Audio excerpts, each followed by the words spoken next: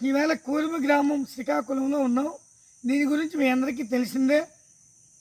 ఆధునిక పోకడలకు పోకుండా ఏదైతే మన పూర్వీకులు జీవించేటటువంటి జీవన విధానంలో జీవిస్తూ ఆరోగ్యంతో కూడుకున్న ఆనందమైన జీవితాన్ని అనుభవిస్తున్నారు.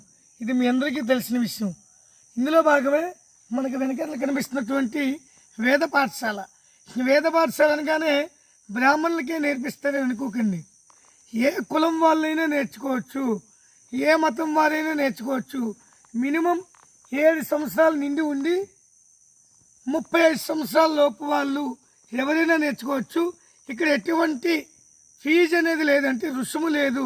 కాబట్టి మీకు ఒకవేళ ఏమైనా ఇవ్వాలనుకుంటే మీరు వస్తు రూపంలో ఇవ్వచ్చు, కానీ ఇక్కడ ఎటువంటి రుసుము అయితే లేదు. కాబట్టి వేదం ఎందుకు నేర్చుకోమంటున్నామంటే దేవాలయాలు కడుతున్నారు, కానీ అక్కడ దీపదూప నైవేద్యాలు ఉండట్లేదు. అట్లాంటప్పుడు ఆ దేవాలయం కట్టేందుకు? కాబట్టి దేవాలయాలు ఖాళీగా ఉంటున్నాయి. కాబట్టి ప్రతి ఒక్కరు వేదం నేర్చుకుంటే దేవాలయాన్ని చూసుకోవడానికి ఉంటుంది. దేవాలయంలో ఎప్పుడైతే దీపం వెలుగుతుందో ఆ గ్రామం బాగుపడుతుంది.